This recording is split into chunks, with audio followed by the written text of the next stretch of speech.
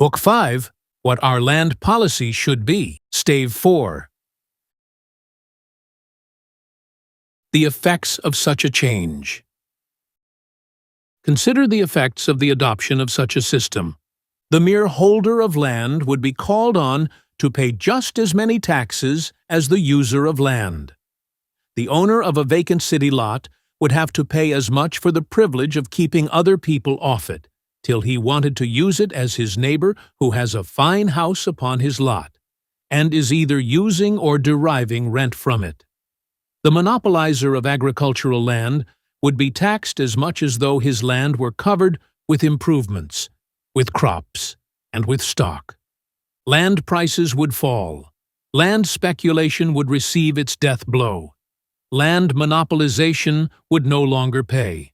Millions and millions of acres from which settlers are now shut out would be abandoned by their present owners or sold to settlers on nominal terms. It is only in rare cases that it would pay anyone to get land before he wanted to use it, so that those who really wanted to use land would find it easy to get. The whole weight of taxation would be lifted from productive industry. The million-dollar manufactory and the needle of the seamstress, the mechanic's cottage and the grand hotel, the farmer's plow and the ocean steamship would be alike untaxed. All would be free to buy or sell, to make or save, unannoyed by the tax gatherer. Imagine this country with all taxes removed from production and exchange. How demand would spring up, how trade would increase. What a powerful stimulus would be applied to every branch of industry. What an enormous development of wealth would take place. Imagine this country free of taxation, with its unused land free to those who would use it. Would there be many industrious men walking our streets or tramping over our roads in the vain search for employment? Would we hear much of stagnation in business and of overproduction of the things that millions of us want? Consider the enormous gain which would result from leaving capital and labor, untrammeled by tax or restriction, to seek the most remunerative fields. The enormous saving which would result from the settling of people near each other, as they would settle if anyone could get enough unused land for his needs, and it would pay nobody to get any more. Consider the effects of this policy on the distribution of wealth, directly, by reversing the effect of taxation, which is now to make the poor poorer and the rich richer, indirectly, by freeing and cheapening land and thus putting labor in a position to make better terms with capital. And consider how equalization in the distribution of wealth would react on production, how it would lessen the great army of involuntary idlers, how it would increase the vigor and industry and skill of workers. For poorly rewarded labor is poor labor all the world over, and the greater its reward, the greater the efficiency of labor. Consider, too, the moral effects. Sharp alternations of wealth and poverty breed vice and crime, as surely as they breed misery. Personal independence is the foundation of all virtues. Deep poverty brutalizes men. Where it exists, the preacher will preach in vain, and the philanthropist will toil in vain. They are dumping their good words and good deeds into such a slough of despond as Pilgrim saw. Gain and who would lose?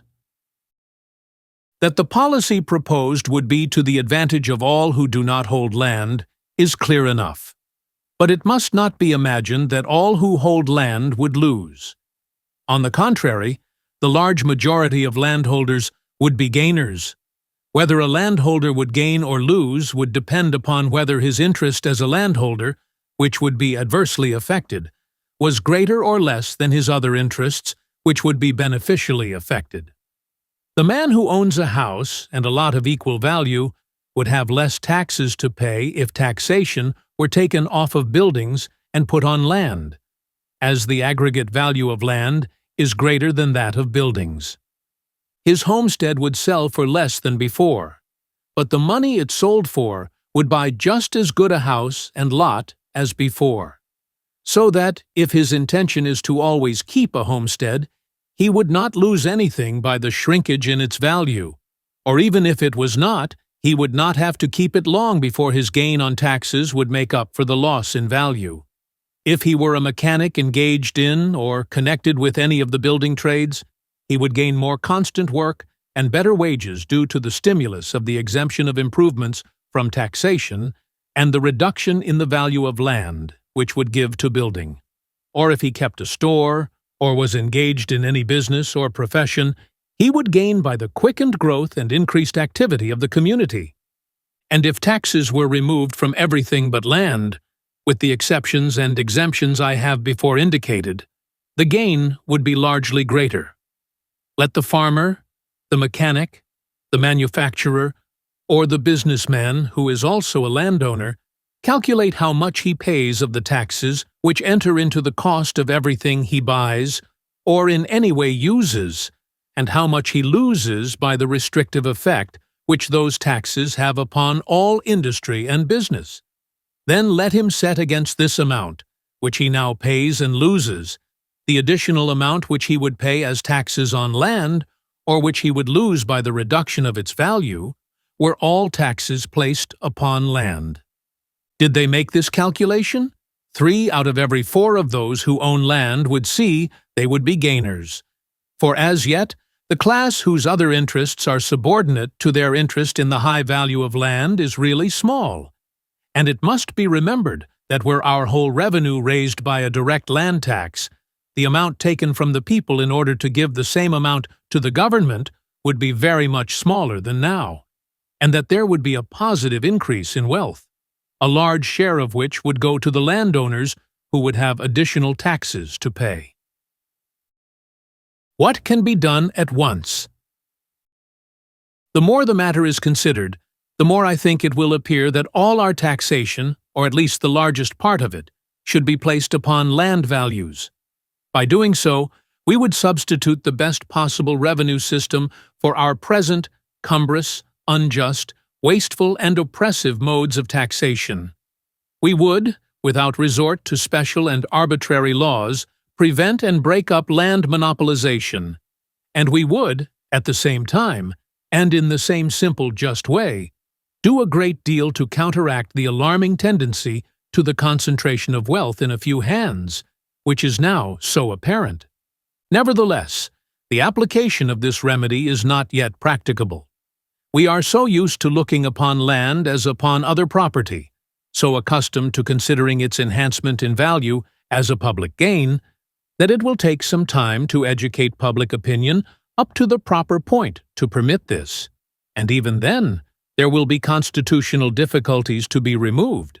But, in the meantime, we can do something to check the progress of land monopolization, and even to break it up.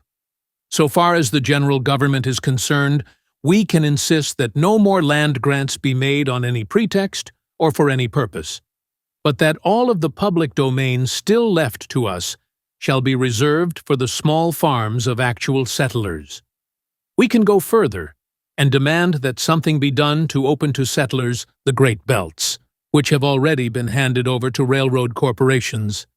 These grants, in the first place, outraged natural justice, and Congress had no more right to make them than Catherine of Russia had to give away her subjects to her paramours and courtiers, or than the Pope had to divide the southern hemisphere between the Spanish and the Portuguese. We should be perfectly justified in taking this land back, throwing it open to settlers upon government terms, and paying the companies the government price. Such an operation would largely increase our debt, but the money would be well expended. If this cannot be done, the land can at least be immediately surveyed, so that settlers can find the government sections and the right of the companies to land reserved for them be declared subject to state taxation. In this monopoly-cursed state of ours, we may at once do a great deal to free our land by restricting possessory rights to the maximum amount allowed by the general government to preemptors, and by demanding payment for the large tracts now held by speculators under $5 certificates, or the payment of 20%. Of the purchase money, the legislature could, in the first week of its session, throw open to settlers some millions of acres now monopolized, and millions of acres more would be forced into the market if its holders were only compelled to pay upon their land the same rate of taxation levied upon other property. The Board of Equalization, created by the last legislature, is endeavoring to secure the proper assessment of these large tracts. Still, the law under which it works is defective, and the constitutional requirement of the election of county assessors is very much in the way of a thorough reform, perhaps making it impossible. But, as under our Constitution, as interpreted by the Supreme Court, all property must be taxed equally. We can do no more than this to break up large estates until the Constitution is amended.